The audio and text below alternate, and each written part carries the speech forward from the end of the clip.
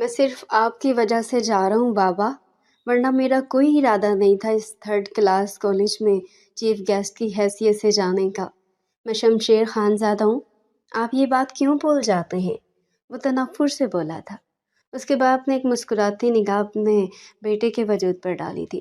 اونچا، لمبا، دراز قد، چوڑی جسامت، وہ واقعی کسی ریاست کا شہزادہ تھا اور اس پر غرور جچتا تھا۔ اس کا باپ مسکراتے ہوئے بولا تھا، بے شک تم شمشیر خان زادہ ہو، لیکن میری جان تم یہ بات بالکل فراموش نہیں کرو گے کہ تم زمان کے بیٹے ہو، جس کے سینے میں دل دھڑکتا ہے، اور اس طرح کی باتیں نہ کیا کرو۔ یہ نہ اس تھرڈ کلاس کالج سے تمہیں اتنی محبت ہو جائے کہ تم اس کالج کا دروازہ ہی نہ چھوڑو۔ جبکہ وہ اپنے باپ کی بات پر بے ساختہ مسکرایا تھا اور غرور سے ہنستے ہوئے بولا تھا، آج تو آپ نے یہ بات بول دی ہے، مگر ہمیشہ یہ بات یاد رکھنا، میں شمشیر خان زادہ ہوں، میں کبھی کسی کا غلام نہیں بنتا۔ میرے آگے لوگ جھکتے ہیں، میں کسی کے آگے نہیں جھکتا۔ وہ یہ بول کر کھڑا ہوا تھا، اپنے کوٹ کو سیدھا کیا تھا اور اپنے باپ کی طرف دیکھتے ہوئے مزید بولا تھا، صرف آپ کی خاطر میں اس کالج میں جا رہا ہوں، مگر دل بالکل نہیں ہے۔ خیر، اللہ حافظ۔ یہ بول کر وہ ٹھہرا نہیں تھا، جبکہ اس کی باتوں پر پیچھے کھڑی قسمت بے ساختہ مسکرائی تھی، کیونکہ اس کو معلوم ہی نہیں تھا جو باتیں وہ بول کر جا رہا ہے، چند پل بعد ان باتوں پر وہ کتنا پچھتانے والا ہے۔ وہ خاموشی سے پیچھے بیٹھا ہوا تھا اور گاڑی اپنی منزل پر رواں دواں تھے۔ اس کی زیرک نگاہیں باہر گزرتی گاڑیوں پر تھی۔ چند پل کی مسافت کے بعد گاڑی ایک جھٹکے سے کالج کے سامنے رکی تھی اور وہ پورے اعتماد طریقے سے گاڑی سے باہر آیا تھا، اپنی کوٹ کا بٹن لگایا تھا۔ فوراً ہی پرنسپل اور دیگر انتظامیہ اس کے آگے پیچھے ہو گئے تھے۔ احترام کے ساتھ آڈیٹوریم پہنچایا گیا تھا اور وہاں پر رکھے ہوئے صوفہ پر اسے بہت احترام کے ساتھ بٹھایا گیا تھا۔ جبکہ وہ بیزار ہو رہا تھا، بہت ساری لڑکیاں سامنے کرسیوں پر بیٹھی ہوئی تھی، جبکہ یہاں آتے اسے کفت ہونے لگی تھی۔ وہاں موجود ان لڑکیوں کی نگاہیں اس سے اپنے وجود پر محسوس ہو رہی تھی، لیکن اس کو کوئی فرق ہی نہیں پڑ رہا تھا۔ اسے معلوم تھا وہ حسین ہے اور دیکھنے والوں کو چند پل میں ہی اپنی طرف متوجہ کر لیتا ہے، لیکن اس کی عادت میں شمار تھا وہ کبھی بھی سامنے والے کو رسپانس ہی نہیں دیتا تھا۔ اس کے پاس دنیا جہاں کی دولت تھی، ہر آسائش تھی، اللہ تعالیٰ کی ہر نعمت موجود تھی، مگر اس نے آج تک حرام کی طرف اپنے قدم نہیں بڑھائے تھے۔ ہاں، وہ اللہ اللہ کرنے والا انسان نہیں تھا، لیکن وہ خوف خدا رکھتا تھا، کبھی بھی زنا کی طرف راغب نہیں ہوتا تھا۔ حالانکہ بہت لڑکیاں اس کی طرف قدم بڑھا چکی تھی، اپنی عزت اس کے قدموں میں نچھاور کر چکی تھی، لیکن وہ خان زادہ تھا۔ وہ کبھی بھی ایسی گری ہوئی حرکت نہیں کرتا تھا جس سے کسی خان کا سر جھکے۔ وہ کافی بیزار ہو رہا تھا، مسلسل سر کو حرکت دے رہا تھا، بس وہ کسی بھی طرح یہاں سے جانا چاہتا تھا، لیکن شاید یہ ممکن نہیں تھا۔ وہ غصے میں منہ ہی منہ میں بڑبڑایا تھا، بے وجہ بابا نے مجھے یہاں پھنسا دیا، سکون کی زندگی گزارنے نہیں دیتے۔ زمان صاحب، آپ سے تو گھر آ کر پوچھوں گا۔ اس کے برابر میں اس کا پی اے کھڑا ہوا تھا، جو واقف تھا کہ اس کا باس غصے سے پاگل ہو رہا ہے۔ اچانک ہی شمشیر کی نگاہ پہلے لائن میں بیٹھی ایک چھوٹی سی لڑکی پر گئی تھی، جو اپنی کتاب پر جھکی ہوئی تھی۔ یقیناً وہ کچھ یاد کرنے کی تگ و دو میں تھی، اس کے ماتھے پر شکن پڑی ہوئی تھی۔ یقیناً آڈیٹوریم میں ہوتے شور سے وہ بھی شمشیر کی طرح بیزار تھی۔ شمشیر اس معصوم خوبصورت لڑکی کو یک ٹک دیکھتا جا رہا تھا۔ وہ آسمان سے اتری کوئی پری معلوم ہو رہی تھی، جو غلطی سے بھٹک کر اس دنیا میں آ گئی تھی۔ اس نے اچانک ہی اپنا سر اٹھایا تھا، جبکہ شمشیر مبہوت رہ گیا تھا۔ دھوتیا رنگت میں گلابی پن شامل تھا، قدرتی گلابی گال، پنکھڑیوں کے مانے خوبصورت ہونٹ اس کا مزید دلکش بنا رہے تھے۔ شمشیر خان زادہ کی نگاہیں اچانک ہی تبدیل ہوئی تھی۔ اس نے برابر میں کھڑے اپنے پی اے کو نیچے جھکنے کا اشارہ کیا تھا، جبکہ سرفراز فوراً اس کے حکم کی تعمیل میں نیچے جھک گیا تھا۔ وہ سرگوشی نما آواز میں بولا تھا، سرفراز احمد، کل تک سامنے بیٹھے اس کتاب والی لڑکی کی ساری معلومات مجھے آفس کے ٹیبل پر چاہیے۔ اگر ذرا بھی تم نے دیر کرنے کی کوشش کی تو یاد رکھنا تمہاری کل موت بھی واقع ہو سکتی ہے۔ اس کا لہجہ جنونیت بھرا تھا، جبکہ سرفراز حیران رہ گیا تھا۔ اس نے بے یقین نگاہوں سے کبھی شمشیر تو کبھی سامنے بیٹھی 16 سالہ لڑکی کو دیکھا تھا۔ وہ پریشان ہو گیا تھا کہ آخر شمشیر کیوں اس طرح بات کر رہا ہے۔ اس نے کبھی بھی کسی لڑکی کے لیے اس طرح جنونیت نہیں دکھائی تھی۔ पहली बार वो किसी की मालूमात निकालने का हुक्म दे रहा था। सरफराज छटक गया था, जबकि शमशेर इस लड़की को ही देखता जा रहा था, जब अपने बराबर में बैठी लड़की से मुस्कुरा कर बात कर रही थी। और वो जैसे ही खिलखिलाकर हंसी तो उसके गाल पर डिम्पल पड़े थे, जिसको मज़ीद हसीन बना चुके थे। शमशेर के लब भी अचानक मुस्कुराहट में डले थे, जबकि सरफराज दंग रह गया था। उसने आज तक शमशेर को बेवजह मुस्कुराते नहीं देखा था, तो फिर वो भी क्यों मुस्कुरा रहा था? ये कोई अच्छी इलामत नहीं थी। वो घबरा चुका था, जबकि शमशेर खानज़ादा एक अलग ही दुनिया में खोया हुआ था। वो इस अनजान लड़की को देखता खुद से बोला था, जाने अजीज़, अब तुम सिर्फ मेरी हो। तुम खुद चलकर मेरे पास होगी और मेरी आगोश में समा जाओगी। मैं तुम्हें अब कभी अपने आप से दूर नहीं होने दूंगा। ए प्यारी परी, तुम अब सिर्फ मेरी हो, सिर्फ शमशेर खानज़ादा की हो। वो बोलकर अचानक अपनी जगह से खड़ा हुआ था, जबकि तमाम इंतज़ामिया और उसका मुलाजिम गड़बड़ा चुका था। वो पहले ही परेशान हो रहा था और अब उसका खड़ा हो जाना सरफराज के तोते उड़ा चुका था। लेकिन उसने किसी पर भी दूसरी निगाह नहीं डाली थी। वो सीधा बाहर की तरफ बढ़ा था। प्रिंसिपल मुअज़्ज़ज़ हस्तियाँ उसके पीछे आई थी, क्योंकि सबको मालूम था शमशेर खानज़ादा कौन है। अगर वो नाराज़ हो जाता तो कितना बड़ा मसला हो सकता था, जबकि वो नाराज़ नहीं बल्कि इस कॉलेज से बहुत खुश होकर जा रहा था। समान साहब की अचानक की बोली हुई बात सच हो गई थी, और कहीं ना कहीं वो भी बहुत हैरान था। वक्त का पहिया घूमता जा रहा था। पूरा दिन इस अनजान लड़की को सोचकर ही उसका गुजर गया था। उसकी आज 2 मीटिंग्स थी, लेकिन उसने एक मीटिंग भी अटेंड नहीं की थी। वजह उसका खाली दिमाग था। उसके दिमाग में कुछ नहीं आ रहा था। वो मुसलसल इस अनजान लड़की के बारे में सोच रहा था, जो मुस्कुराते हुए क़यामत ढा रही थी। अगले रोज़ बिना नाश्ता किए वो खान हवेली से निकलकर सीधा ऑफिस आया था। ज़मान साहब और उनकी बेगम बहुत हैरान थी, क्योंकि आंधी आ जाए, तूफ़ान आ जाए, लेकिन शमशेर खानज़ादा अपने नाश्ते को कभी तर्क नहीं करता था। वो कहता था कि सुबह का आगाज़ हमेशा अल्लाह की नेमतों से शुरू करना चाहिए। बेवजह की परेशानियों को सर पर सवार करके खुद को हल्का नहीं करना चाहिए। लेकिन आज तारीख बदल गई थी। शमशेर खानज़ादा, जो कभी अपने असूल नहीं तोड़ता था, आज सब कुछ बदल गया था। उसने रास्ते में अपने पीए को कॉल करके इस अनजान लड़की की इन्फॉर्मेशन टेबल तक पहुंचाने का हुक्म दे दिया था, जबकि सरफराज भी हैरान हुआ था, वरना वो कभी भी सामने से कॉल ही नहीं करता था। वो फ़ौरन ही बड़बड़ाते हुए बोला था, जी सर, आपका काम हो चुका है, आप आएँ, आपके सामने इस लड़की की फ़ाइल रखी हुई होगी। वो मज़ीद कुछ कहता इससे पहले शमशेर मोबाइल रख चुका था। उसके चेहरे पर एक खूबसूरत मुस्कुराहट आई थी। दिल अजीब सी कैफियत का शिकार था। पूरी रात हो गई थी, लेकिन वो एक पल भी नहीं सोया था। उसकी निगाहों के सामने बार बार इस अनजान लड़की का चेहरा आ रहा था। अभी भी हालात कुछ मुख्तलिफ नहीं थे। वो जब आंखें बंद कर रहा था, तब उसके डिम्पल उसकी आंखों के सामने आ रहे थे। उसका मुस्कुराता हुआ चेहरा, माथे पर शिकन, उसे एक एक हरकत उसकी बगौर याद थी। चंद पल की मुसाफत के बाद गाड़ी एक झटके से ऑफिस के सामने रुकी थी, और तमाम तर हालात को नज़रअंदाज किए सीधा अपने ऑफिस की तरफ बढ़ा था। रिसेप्शन पर मौजूद तमाम वर्कर्स उसके अदब में खड़े हुए थे, लेकिन उसने किसी की तरफ भी देखना ज़रूरी नहीं समझा था। वो सीधा अपने फ्लोर पर आया था और बड़े बड़े कदम उठाता हुआ अपने ऑफिस में दाखिल हो गया था। पीछे तमाम वर्कर्स उसके अदब में खड़े हुए थे, लेकिन उसने किसी की तरफ भी देखना ज़रूरी नहीं समझा था। सरफराज के कहने के बिल्कुल ठीक मुताबिक इस अनजान लड़की की फ़ाइल उसके टेबल पर ही रखे हुए थे। उसने गहरी सांस हवा के सुपुर्द की थी। दिल धड़क धड़क कर पागल होने के करीब आ गया था। एसी चलने के बावजूद उसके माथे पर पसीना फूट पड़ा था।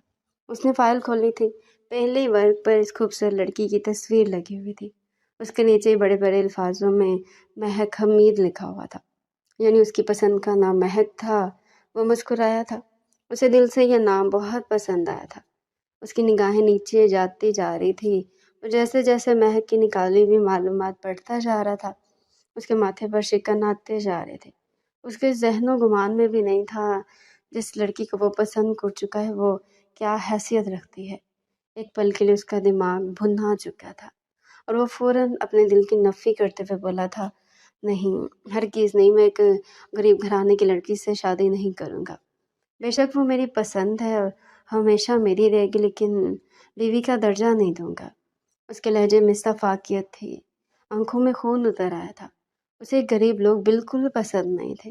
یہی وجہ تھی کہ مہک حمید کو وہ 2 کوڑی کا کر چکا تھا۔ اس نے فائل بند کر دی تھی اور غصے میں ٹیبل پر پٹخ چکا تھا۔ اس لڑکی کو دیکھ کر اسے یہی گمان ہوا تھا کہ وہ امیر گھرانے سے تعلق رکھتی ہے۔ اس نے ہنسنے کا انداز، اس کا بیٹھنے کا انداز، اس کے چہرے پر موجود خوبصورتی یہ بتانے کے لیے کافی تھی کہ وہ کوئی عام گھرانے سے تعلق نہیں رکھتی ہے۔ ایک پل کے لیے تو اسے گمان ہوا تھا جیسے وہ پٹھان ہو، لیکن اب حقیقت سامنے آ جانے پر اس کا دماغ پھٹنے کے قریب آ گیا تھا۔ اس نے پل میں پوری ٹیبل الٹ کے رکھ دی تھی۔ اس کو معلوم تھا اس کا باپ کبھی بھی اس کی شادی مہک حمید سے نہیں ہونے دے گا، کیونکہ ان کا ایک سٹینڈرڈ تھا۔ وہ لوگ بہت اعلیٰ مقام معاشرے میں رکھتے تھے، اور مہک کے بارے میں معلومات حاصل کر کے وہ اتنا سمجھ گیا تھا کہ وہ لڑکی محض ایک مڈل کلاس گھرانے سے تعلق رکھنے والی ہے۔ وہ خاموش ہو چکا تھا اور فوراً ہی اپنے پی اے کو کم دیکھ کر میٹنگز وغیرہ ارینج کرنے کا بولا تھا۔ وہ اپنا دماغ بالکل بھٹک دینا چاہتا تھا۔ اس کی نظر میں مہک اب کوئی اوقات نہیں رکھ رہی تھی۔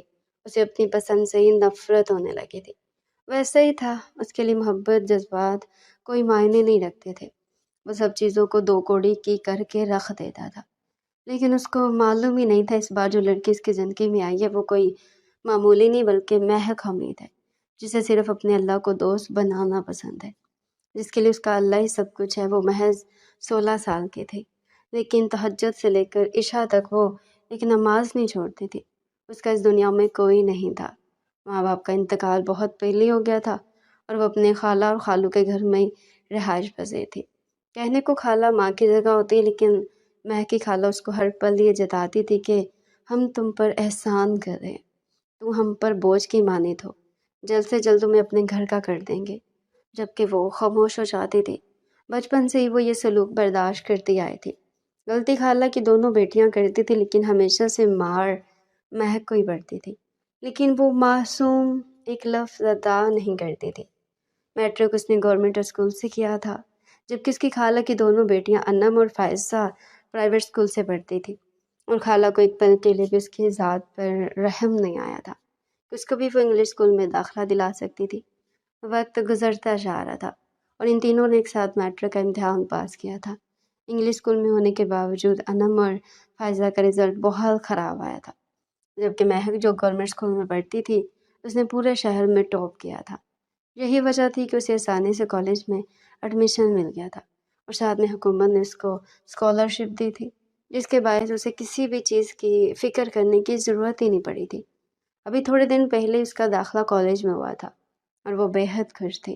روزانہ کالج جانا اور ہر کام سلیقے سے کرنا اس کی عادت میں شمار تھا۔ چھوٹی پن سے ہی اس کے خالہ نے اس کے ننھے ننھے ہاتھوں میں جھاڑو تھما دی تھی اور صاف بول دیا تھا کہ مجھے تمہاری طرف سے کوئی غلطی کی گنجائش نہیں چاہیے، اگر ملی تو تمہاری ٹانگیں توڑ دوں گی۔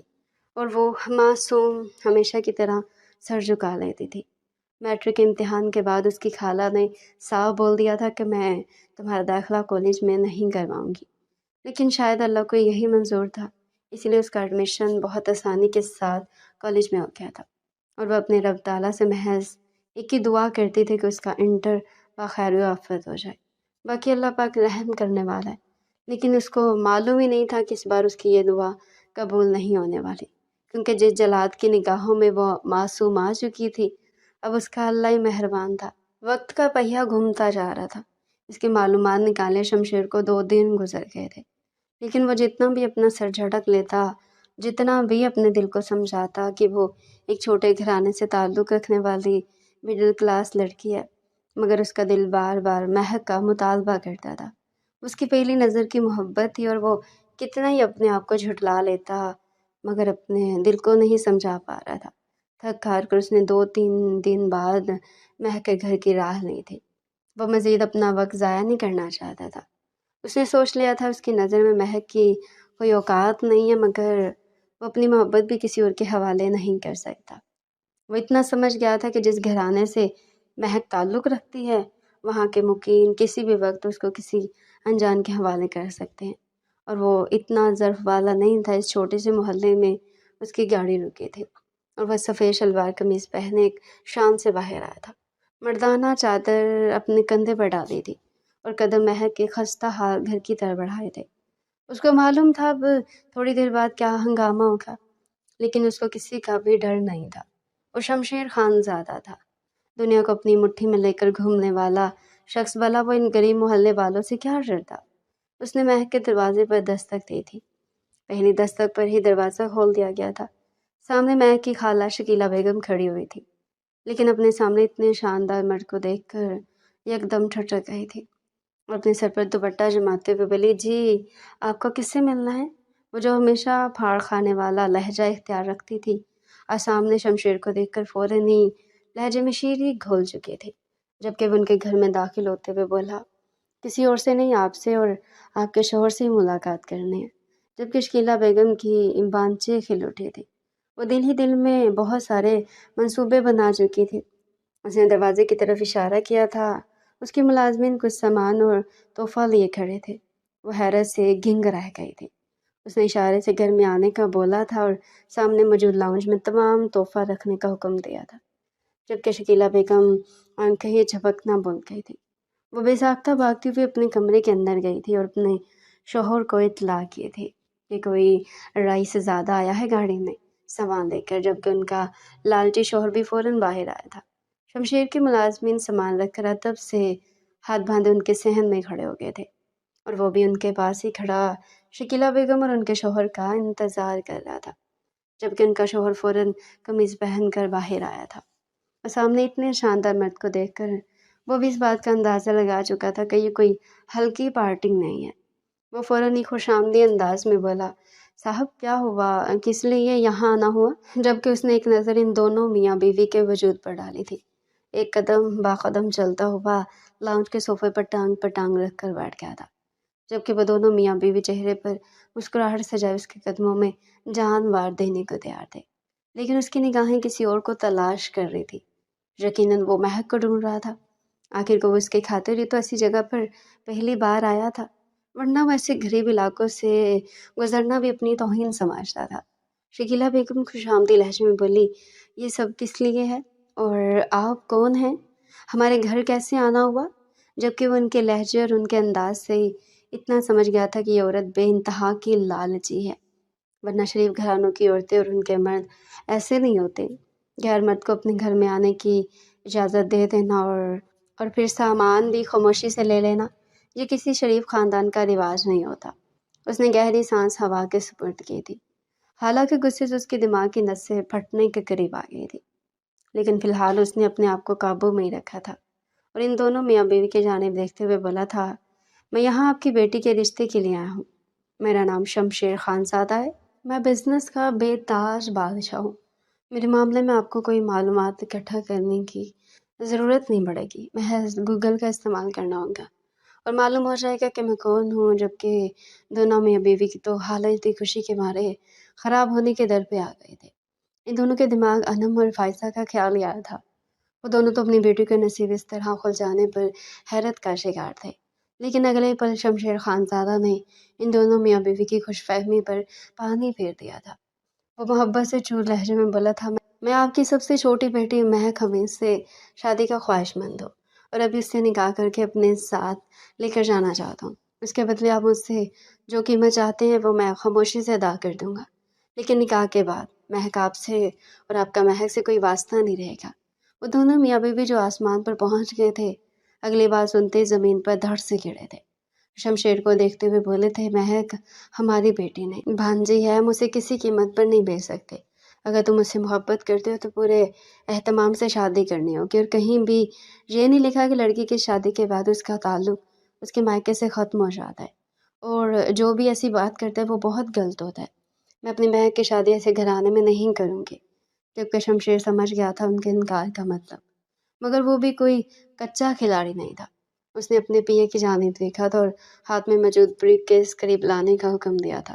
وہ فوراً اس کے قریب آیا تھا، جبکہ شمشیر نے ان لوگوں کے سامنے بریف کیس کھولا تھا اور رخ ان دونوں میاں بیوی کی جانب کر دیا تھا۔ وہ دونوں میاں بیوی جو اس کو جانے کا بولنے والے تھے، اپنی جگہ پر हैरान होकर इस भरे हुए ब्रीफकेस को देख रहे थे।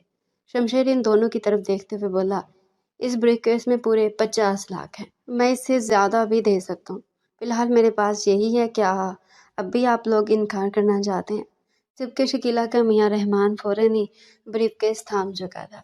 शमशेर की तरफ देखते हुए खुशकुन लहजे में बोला था, वो भांजी तो है लेकिन हमने उसे अपनी बेटी की तरह पाला है और हम भी यही चाहते हैं कि बस की शादी अच्छे घराने में हो जाए, बस वो खुश रहे, हमारी तो यही ख्वाहिश है।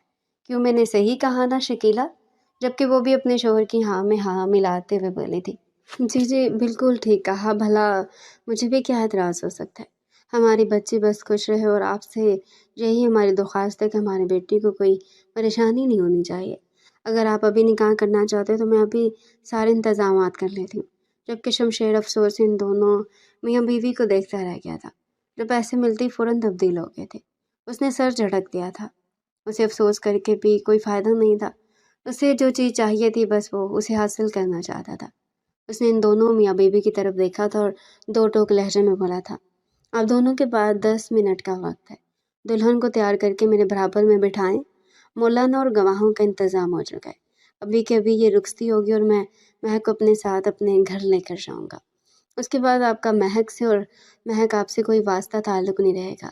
जबकि शकीला बेगम फ़ौरन ही ब्रीफकेस थामते हुए बोली थी, जी साहब बस मैं 10 मिनट में आई।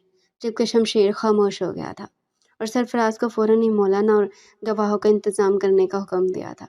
वो पैसों का ब्रीफकेस अपने कमरे में रखकर अपनी बेटियों के कमरे में आई थी। अनम और फ़ायज़ा मुशाहरे पर, जबकि महक ज़मीन पर लेटी गहरी नींद में सो रही थी। उसकी आदत में शुमार था रात 8 बजे खाना तनावल करने के बाद वो इशा पढ़ती थी और फिर गहरी नींद सो जाती थी, क्योंकि सुबह उसे फजर में ही जागना होता था। अपनी अम्मा को कमरे में देख दोनों ही बेटियां जो मोबाइल में मगन थी वो बेजार होकर सवालिया लहजे में थी। बोली, क्या हुआ है, किस लिए आप हमारे कमरे में आई हैं? जबकि वो अपनी दोनों बेटियों को नज़रअंदाज किए ज़मीन पर लेटी महक की तरफ पड़ी थी और उसे झंझोड़ते हुए उठा चुकी थी। दोनों ही बेटियां हैरान थी कि अचानक उनकी माँ को क्या हो गया। फिर ये सोचकर अपना मोबाइल एक तरफ को रख दिया था कि अब शो शुरू होने वाला है, यानी महक ने यकीनन कोई गलती की होगी और अम्मा उसको मारने आई होगी। लेकिन अचानक ही पूरा मंजर तब्दील हो गया था। वो महक को अपने सीने से लगाते हुए बोली थी, अरे मेरी बच्ची, तूने तो मेरे नसीब ही खोल दिए। मुझे तो पता ही नहीं था तू हम पर बोझ नहीं बल्कि आसमान से उतरी कोई फरिश्ता है।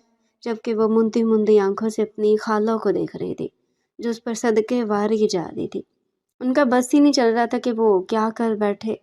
अचानक अपनी माँ को तब्दील होता देख वो दोनों ही अपनी जगह से खड़ी हुई थी और अनम बाकायदा अपनी माँ को झंझोड़ते हुए बोली थी, क्या हो गया, इस पर इतना प्यार क्यों आ रहा? आखिर कौन सा कारनामा आपकी इस भांजी ने अदा किया है जो आप इसके सदके वारी जा रही हैं?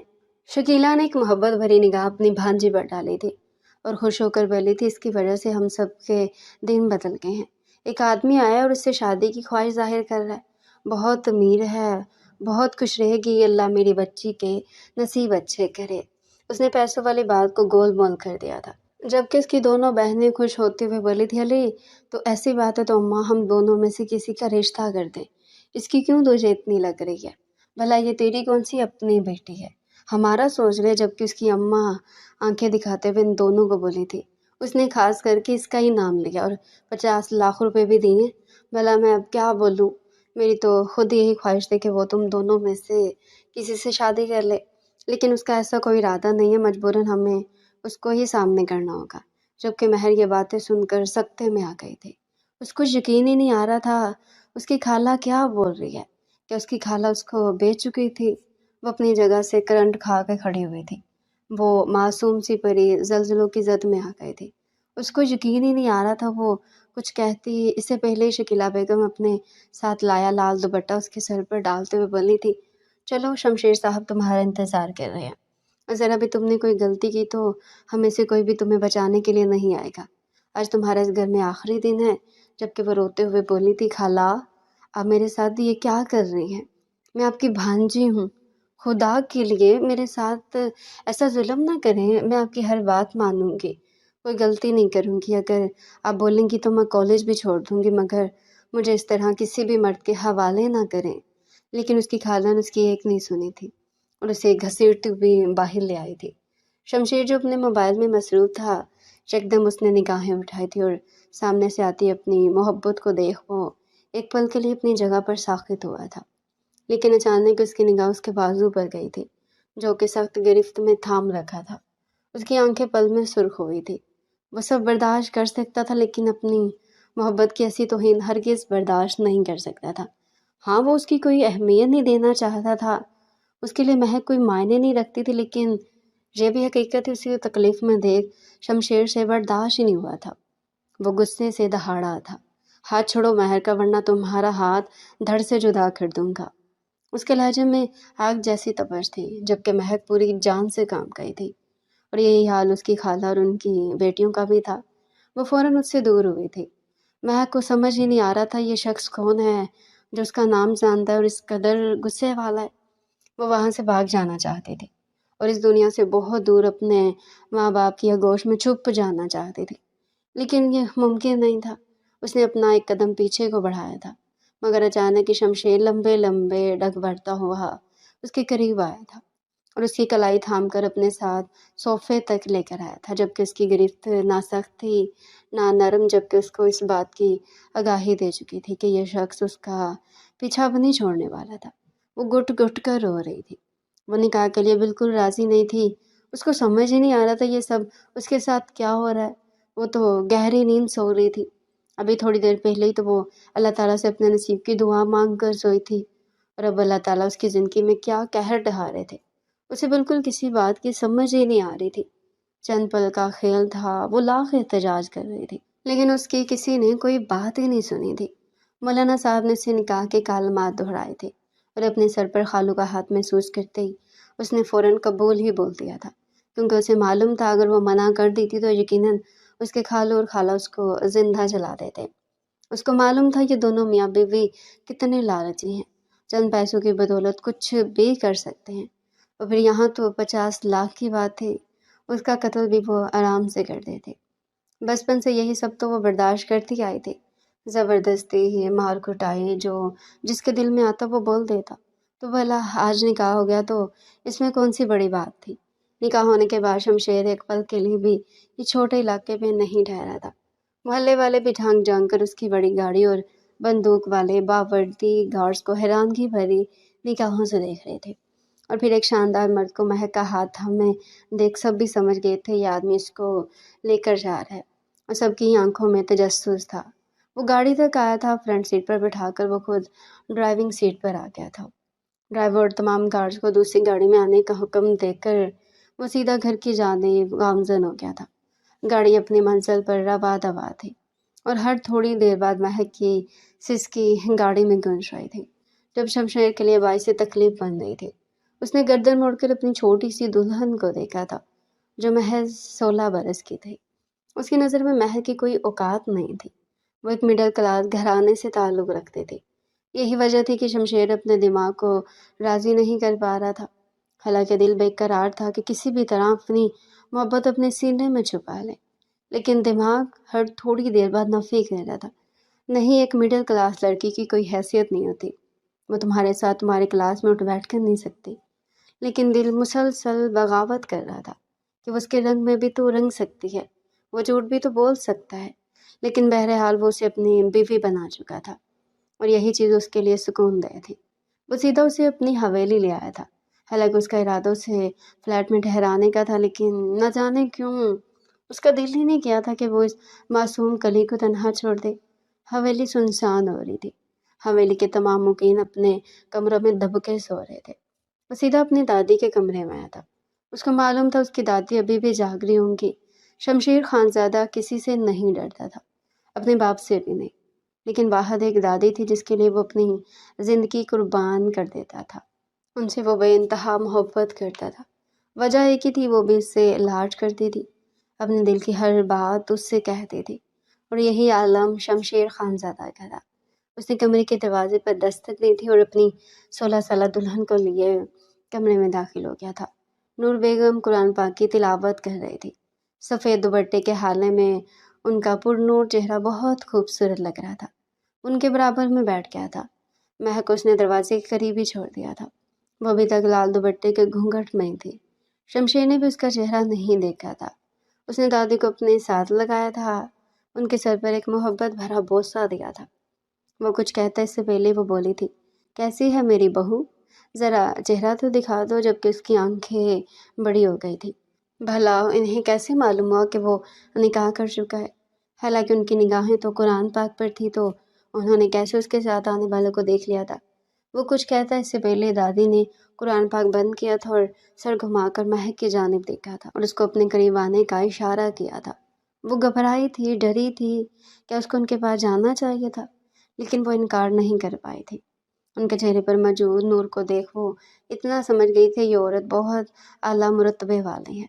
उसने जालीनुमा दुपट्टा पहन रखा था, जिसके बायस वो बासानी सबके चेहरे देख सकते थे। वो कदम बा कदम चलती हुई दादी के पास आई थी। उन्होंने शमशेर को अपने पास से उठा दिया था और महक को अपने करीब बिठाते हुए बोली थी, हमें मालूम है हमारे पोते ने आपको बहुत तंग किया होगा, जिसके लिए हम दिल से क्षमा चाहते हैं। वैसे गुड़िया, आपका नाम क्या है? उनका लहजा मोहब्बत से लबरेज था। उनके इखलाक से ममता की महक आती थी। वो बेसाख्ता रोना शुरू कर चुकी थी। उसके लहजे में तड़प थी। वो रोते हुए बोली थी, दादी अम्मा, आपके पोते ने मुझसे निकाह ज़बरदस्ती किया है। मैं इस निकाह के लिए बिल्कुल राज़ी नहीं हूँ। ये अच्छे नहीं हैं। उन्होंने गुस्सा भी किया, जबकि वो जो उसे देखकर किसी मासूम और भोली भाली लड़की का गुमान कर रहा था। उसकी तेज़ तरार ज़ुबान सुनकर शमशेर की आंखें बड़ी हो गई थी। जबकि वो मज़ीद बोली, आपको मालूम है, इन्होंने ज़ोर से मेरी कलाई को पकड़ा था और जब मैंने मौलाना साहब को निकाह के लिए मना किया तो गुस्से से बोले थे, अगर निकाह नहीं किया तो तुम्हारे साथ ज़बरदस्ती करूँगा और बिना निकाह के तुम्हें अपने साथ अपनी हवेली ले जाऊँगा। इसलिए मैंने डर कर हाँ बोल दी, लेकिन मैं इस निकाह को नहीं मानती। उन्होंने मेरे साथ ज़बरदस्ती की है, वो नम लहजे में बोली थी। उसका लहजा लड़खड़ाहट का शिकार था। जबकि नूर बेगम ने हैरानगी भरी निगाहों से अपने पोते शमशेर को देखा था, जिसकी बीवी उनके बराबर में बैठी उसके तमाम पोल खोल चुकी थी। वो मज़ीद कुछ कहते इससे पहले शमशेर ने इसका बाजू थाम लिया था और उसको अपने करीब खींचते हुए बोला था, लड़की, अपनी ज़ुबान संभाल कर बात करो। अगर मैं तुम्हारे साथ नरमी इख्तियार कर रहा हूँ तो इसका मतलब ये नहीं जो तुम्हारे मुंह में आएगा तुम बोलोगी। मैं बिल्कुल भी रियायत नहीं देता। वो मज़ीद कुछ कहता इससे पहले वो अपना बाजू छुड़वाकर उससे दूर हुए थे।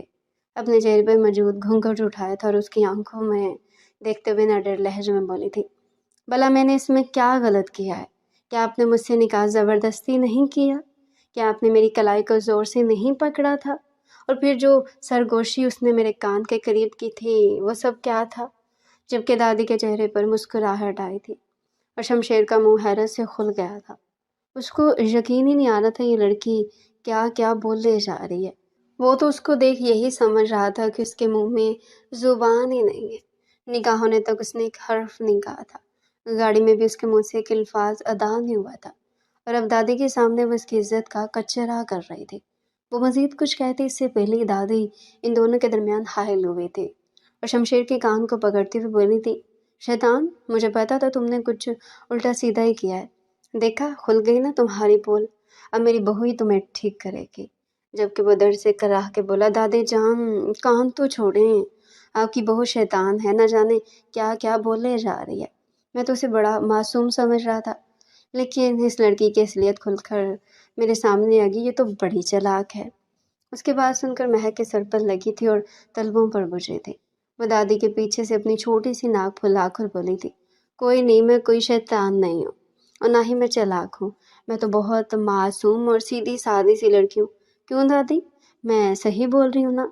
जबकि वो दिल खोल के मुस्कुराई थी और अपने पोते को आंखें दिखाते हुए बोली, खबरदार जो तुमने मेरी बहू को एक अल्फाज भी बोला, जाओ यहाँ से। जब तक ये दिल से राज़ी नहीं हो जाएगी मैं तुम्हारे हवाले नहीं करूँगी।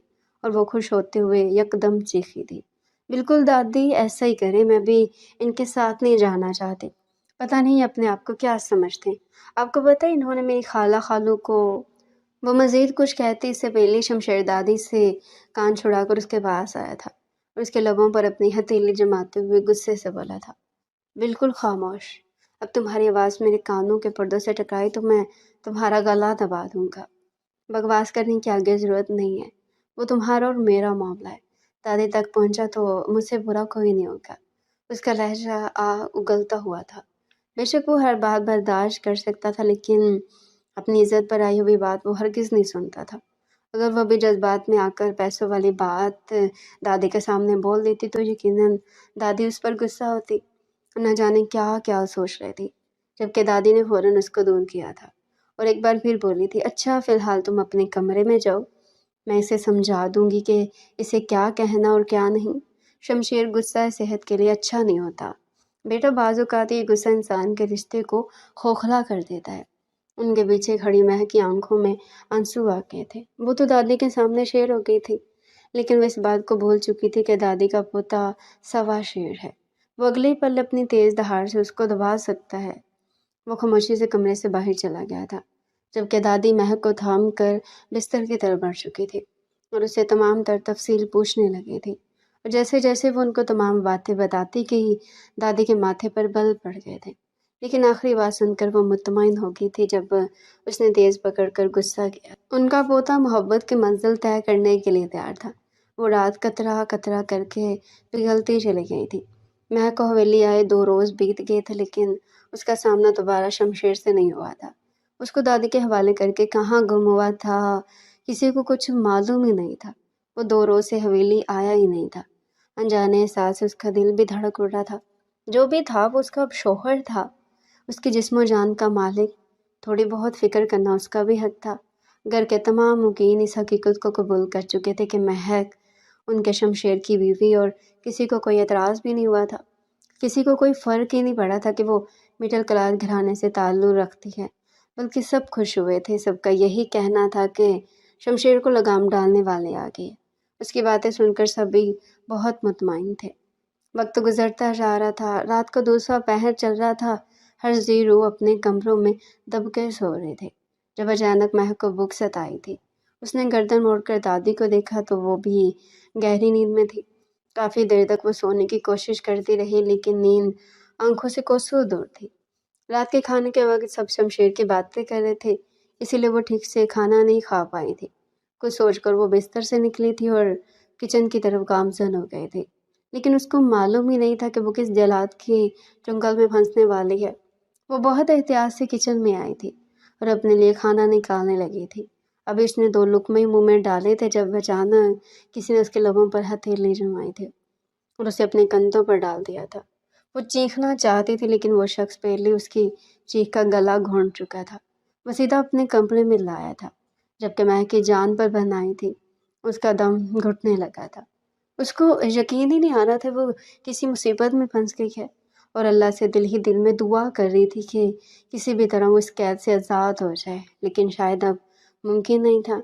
کمرے میں لاتے ہوئے شخص نے کمرے کا دروازہ بند کیا تھا اور مہک کو بستر پر دھکیل دیا تھا۔ اس نے جیسے نگاہیں گھما کر اس آدمی کی طرف دیکھا تو وہ کوئی اور نہیں بلکہ اس کے جسم و جان کا مالک، اس کا اپنا شوہر شمشیر خان زادہ تھا، جو اس کو غصیلی نگاہوں سے دیکھ رہا تھا۔ اس کے ہاتھ پاؤں ٹھنڈے پڑنے شروع ہو گئے تھے۔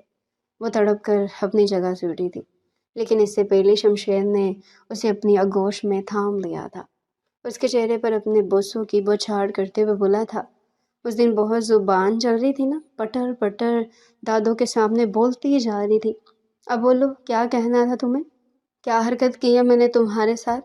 جبکہ وہ سر نفی میں ہلاتے ہوئے بولی، نہیں، آپ نے میرے ساتھ کچھ نہیں کیا، بلکہ آپ تو بہت بہت اچھے شوہر ہیں، میری بات تو سنیں۔ اور وہ شمشیر ہی کیا جو کسی کی بات سن لے۔ اس نے بے ساختہ اس کے ہونٹوں کو اپنی گرفت میں لیا تھا اور کافی دیر اپنی تشنگی مٹانے کے بعد اسے الگ ہوا تھا، جبکہ وہ 16 سال کی معصوم کلی اس کے محبت بھرے بوسوں سے ہلکان ہو گئی تھی۔ شرم سے اس کا چہرہ لال ہو چکا تھا۔ وہ پریشان لہجے میں بولی، آپ کو کیا ہو گیا ہے؟ میری بات تو سنیں۔ مگر وہ اس کی سننی کا برا تھا۔ اس نے خاموشی سے کمرے کی لائٹ بند کر دی تھی اور پوری رات اس پر اپنی شدت نچھاور کرتا رہا تھا۔ اس نے پل پل مہک کو اس بات کا احساس دلایا تھا کہ وہ اس کے لیے کتنی اہمیت رکھتی ہے۔ یہ 2 دن اس کے لیے عذاب کی طرح گزرے تھے۔ اس کی باتوں سے تنگ آ کر وہ اپنے فلیٹ چلا گیا تھا، لیکن فلیٹ میں رہنا بھی مشکل تھا۔ اس کو معلوم تھا اس کی بیوی بہت معصوم ہے، لیکن اس کو اس بات کا اندازہ بھی ہو گیا تھا اس کی بیوی بے حد باتونی ہے، کیونکہ اس کے حوالے سے لمحہ با لمحہ کی خبریں اس تک پہنچائی جا رہی تھی۔ وہ اس سے دور ہو کر بھی قریبی تھا۔ اس نے اگلی صبح ہی سب پر یہ عیا کر دیا تھا کہ وہ اپنی بیوی کے روپ میں مہک کو قبول کر چکا ہے اور وہ اس کے ساتھ ایک ازدواجی زندگی بھی شروع کر چکا ہے، جبکہ سب نے احتجاج کیا تھا کہ وہ محض 16 برس کی ہے، ابھی رخصتی نہیں ہونی چاہیے، لیکن وہ شمشیر خان زادہ ہی کیا جو کسی کی بات سن لے۔ چند پل کا کھیل تھا اور وہ ہمیشہ ہمیشہ کے لیے اس کی زندگی میں شامل ہو گئی تھی۔ 2 دن بعد اس نے بڑے پیمانے پر ولیمہ کی تقریب منعقد کی تھی اور پوری دنیا کو اعلانیہ بتایا تھا کہ شمشیر خان زادہ کی بیوی کون ہے۔ ایک معمولی علاقے میں رہنے والی مہک پوری دنیا میں مشہور ہو گئی تھی۔ اللہ نے اس کے نصیب کھول دیے تھے، اس کی آزمائش ختم ہو گئی تھی۔ ماں باپ کے بعد جتنے بھی دکھ اس نے برداشت کیے تھے، ان سب کا مداوع شمشیر کی صورت ہو گیا تھا اور وہ اس کے ساتھ خوشحال زندگی بسر کرنے لگی تھی۔